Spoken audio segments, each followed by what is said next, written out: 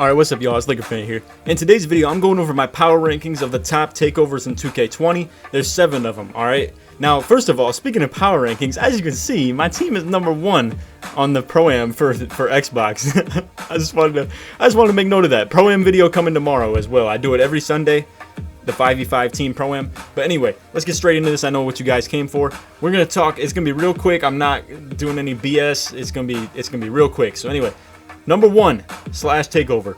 Honestly, bro, just flat out unstoppable in this game, and I love it myself being a slasher. Like, in my opinion, it's not ever been really like a go-to meta in 2K, in any 2K, honestly. But in this year, bro, unreal, insane. Like, I'm in love with this thing. Like, and it boosts your ball handling and speed as well, just in general. My dude can literally like speed boost on Takeover, and he has like 64 ball control and 84 speed, I believe. But anyway, on to the next one. Number 2, I'll give my reason for Glass Takeover being number 2, alright? Now, I know a lot of people might be skeptical of it and just be kind of questioning it. My case is that it works on both sides of the floor. So, it works on offense and defense. Any takeover that you have, yes, it boosts your attributes. So like, let's say slasher, it boosts your physicals to where your speed, vert, and like maybe even strength get boosted. But at the end of the day, like, it just obviously what the takeover is meant for only works on one side of the court. Glass Cleaner, it's improved this year too. And I honestly haven't even seen firsthand the ability to read missed shots. I didn't even think about that, honestly, bro. Dang, I didn't even realize. I'm out here fighting with Glass Takeover dudes and they know where the ball's going. I didn't even think about that. But anyway, no, just from what I've seen, like, obviously, you know, from what I've seen firsthand, they just be grabbing crazy boards. It works on both sides of the court, and in my opinion, it's been very buffed from last year. I used to think it was trash and worthless anyway. But anyway, on to number 3. Now, here's my thing about post takeover, alright? I would have put this literally at number 2 because it is dominant. Like, it's probably the second most dominant takeover, maybe even first over the Slash, but I don't know, bro. Slash takeover this year is just unreal. Like, I really can't even think to put anything above it. But post takeover, this is my thing about it. Anywhere besides 2v2, it's pretty trash. Like, let's be real. I mean, at the end of the day, it gets you a 2-point shot. Now, so does Slash takeover, but I don't know. I guess, and that's where I'm saying, yes, this could be like neck and neck with Slash takeover, but it doesn't work on defense, obviously. Post scores in general are just trash in 3v3 because you're just slowing the game down. You got a lot more people that can help. It's worth 2 points at the end of the day, and if you're working proper pick and roll offense, you shouldn't be taking contested 2s anyway. But regardless, my whole point with this post takeover is it's dominant. It's crazy with the drop steps still and the post spins. It's hard to guard. But another thing about it too that I have it rated low is it's hard to activate. It's so hard to activate, especially in 3v3 like I was saying. In 2v2, a little easier, but like I don't know, bro. It's just, I mean, unless somebody's straight up spamming post move scores, it's hard to activate, and there's not much way to really get it to pop up. So anyway, we'll move on. Number 4, I got the rim takeover. Now, rim and lock are separated. In my opinion, the reason rim is so nice to have, this game is very screen oriented, right? So the way that I see that is the big man's always involved in the pick and roll D, unless a team is capable of ISOing, in which case rim takeover kind of does suck. But it's pretty rare to find a team who just straight up ISOs on the 3v3. 2v2, I mean, you just see a little bit more of it, but like I said, a lot of it is straight like pick and roll offense no matter where you look. And when a rim takeover is involved in that, it just shuts things down. You can help a lot harder and recover to the paint and really know that you're going to be able to block it pretty easily and just disrupt the shot. You can really give a lot more ground on the alley-oops too, and, you know, just make things a problem really just in general. So with that said, just keep that in mind as far as this versus Lockdown Takeover. Lockdown Takeover, I feel like it's good, yes, but it's kind of, Lock Takeover is very specific to a couple areas, and I'll get to that when we get to it. But anyway, number 5, number 5, Shot Creator Takeover. So if I made this video like literally probably 2 weeks ago, 3 weeks ago, this would have been number 1, undoubtedly. Like without a single doubt in my mind, this would have been number 1. Obviously, you know, dating back to that with the pre-patch and all that stuff, everything was very fade oriented, and you know, it was very easy to activate your shot creator takeover. It was the most OP thing because obviously it helps you. You can even break ankles on just like, you know, step backs and like hop jumpers, and then obviously, you know, just lets you hit really well off dribble. Now with how they buffed, or not buffed, with how they nerfed the off dribbles and fades, it's just a little harder to activate it, and it's not quite as useful. You do hit at a very good rate on these fades when you do activate it, but it's still I don't know, and I feel like the effectiveness of it just in general doesn't really do much for you. Now it does boost your dunking, your ball handling, and your shooting all together, which is a very impactful thing. So just keep that in mind. It's a pretty good, like, balanced takeover in my opinion. It's not really dominant anymore or like OP, but I do feel like it's a very good balanced takeover. So anyway, move on. At number 6, we have the lock takeover. Now, like I said, I said I was going to specify why I feel like this is restricted to a couple game modes. Now, it depends, because in 3v3, if you come in with a lineup that has 2 ball handlers, now this is completely worthless. Because in the first place, they're just going to avoid you as a lockdown if you have a non-defender on your team. Like I was saying in the video yesterday with like the top 5 lineups to bring to 3v3. If you bring, let's say the other team brought a Playmaker and a two-way sharp, right? Well, now you can just guard the Playmaker, because the two-way sharp's probably not touching the ball unless his name's Kitchen. But anyway, I'm just saying.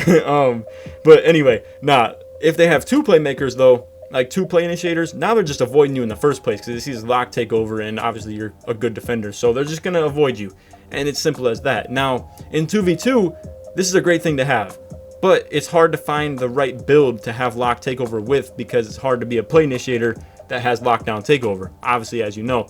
But anyway, what this would go well with is probably a post scorer on 2v2, because at the end, you know, you got lock takeover, who is just harassing ball. The big's probably not gonna be able to play much help D's, so you're gonna get a lot of steals, a lot of shot contests, all that stuff, and you're just gonna be. And obviously, it's a great takeover. It's very good when it pops on, but it's hard to get because of how people just avoid you in general as a lockdown anyway. Now, if you want to see that as a W in the first place, that's all cool. That's fine by me.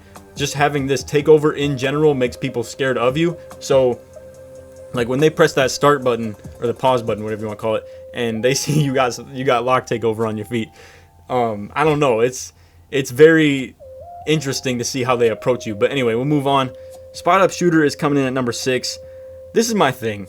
Sharp takeover was OP back in the day, bro. Like, and when I say back in the day, I literally mean like probably 3 months ago, when you know, or even 2 months ago, when the game was still in 2K19. But spot up shooter, they changed it obviously, where, you know, it says get a marked improvement to hit from deep, especially in catch and shoot situations. That especially in catch and shoot situations is very true. All right. Now, one thing these are crazy on is those wrapping pure sharps who just like move around without the ball. That's what it's great on, in my opinion. But it's very specific to that. And for play initiators with sharp takeover, it's still good. But I just feel like this is a little, probably the most overrated takeover, honestly. Just because it's just, like I said, in my opinion, it's really not all that. That's really all I can say about it. I don't really have too much more emphasis on it. It's very restrictive. It does still help your shooting just in general. You can shoot fades a little bit better, but obviously that's what shot creator takeover is meant for. And it doesn't really boost any of your speed or anything either, like shot creator would. Actually, no, I don't even know if shot creator does either. It doesn't boost your dunking. I mean, I don't know. That's a small thing. Anyway, long story short, I'm just not a fan of the sharp takeover this year. It doesn't really make too much of an impact as a ball handler. And speaking of ball handlers, now we have the Playmaker takeover. And man, I really hope for the life of 2K they really buff these Playmakers and Playmaker takeovers, because honestly, bro, here's the thing about it. Ankle breaker for the past, I want to say 2 to 3 years, has been probably one of the most overrated badges in the game. And at this point, it's just become one of the worst badges. Like, it's not even overrated. And Playmaker takeover, in essence, because of that, has become just the worst takeover in the last 2 years. In 2K18, or no, in 2K19, trash, and then in 2K20, it was trash. So, and the thing that made it trash in 2K19 was obviously the hands-up defense preventing being broken. I just feel like in general they just need to buff these Playmakers, and if that's the case, then this takeover will resurrect from being in the bottom spot for the last 2 years. But as you can see by the description of it, playmakers can freeze defenders more often with augmented ball handling abilities, and they didn't put any comma right there either, but and can enhance their teammates' shot making off assist. But that right there is probably the only valuable thing about this takeover, is just like the extra dimer that you get basically. So I mean, at that point you become fast and you're hard to keep up with, and when you break down the defense you can pass out really well. That's what it comes down to, but it just isn't a dominant takeover. You guys I'm sure understand what I'm saying. Even the people who chose this takeover understand that. Even my point guard, who's a two-way sharp, has Playmaker takeover, and we both knew going into it that it wasn't gonna be a very good takeover. Now I will say, if it's in your play style and you like to pass first, it's all good, but understand you can't be a pass first player and not capable of scoring. That's kind of how it works. I mean, if you're a scoring threat, they will defend you higher, allowing your big to score more, which, you know, obviously makes you a pass first guy. You can't be a pass first guy if the defense doesn't even care if you're going to score. It's like Ben Simmons kind of, where, you know, he is a pass first guy, but obviously IRL basketball is very different, but he is a pass first guy, and it's hard for him to do that because, you know, and he's a very skilled passer, but it's hard for him to do that, harder I should say, because they don't respect his jump shot. It makes the lanes a lot more clogged up because his own defender is sagging off. You guys know what I'm saying. Anyway, I hope you guys did enjoy the video. If you did, feel free to drop a like and sub if you're new, all that good stuff. And just keep in mind, like I said, this video is coming tomorrow, all right? Now, I'm not gonna let you guys in on too much, but I'll let you see the stat line. All right? So, listen, let's just say we were playing some very high competition, and we're the #1 team. So listen, I know I don't do a lot of promoting on my, you know, Pro-Am videos, because I understand the box that it's in and it doesn't get a lot of views, where, you know, as opposed to a lot of my other videos. But I would love to like really make some moves in this Pro-Am scene, and I'm so down. I would love to go for the 2K League, and you guys know I keep it PG on the channel. I don't swear at all.